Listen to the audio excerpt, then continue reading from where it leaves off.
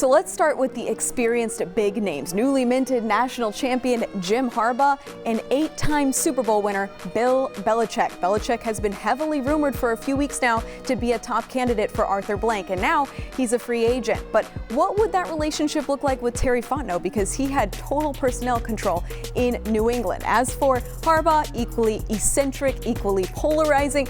He built Michigan back into a national championship winner, though, and he also had success with the 49ers as their head coach, but he's going to be in demand. So what if the Falcons decision makers told us about weighing head coaching experience throughout this process? Where you look should be incredibly broad, and it should include head coaching experience. And I think there is something to head coaching experience, but it's got to be the right head coaching experience. On the coordinator side, you just have to take your time and make sure that you're paying attention to what is their experience, how many years have they been a coordinator.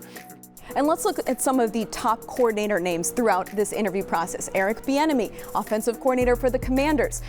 We've got 2 Lions offensive coordinator and defensive coordinator. Todd Monken of the Ravens, their offensive coordinator.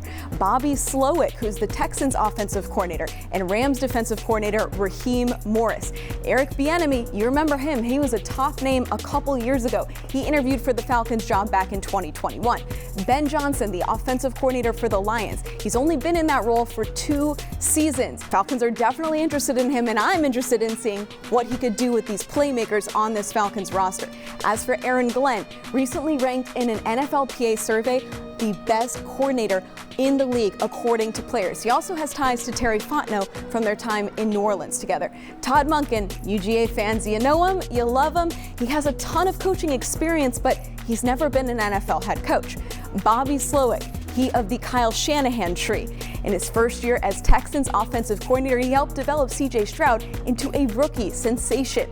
You remember Raheem Morris back from his stint with the Falcons. He was their interim head coach back in 2020. So we know the interview requests are flying out. They can begin talking to these candidates starting on Tuesday.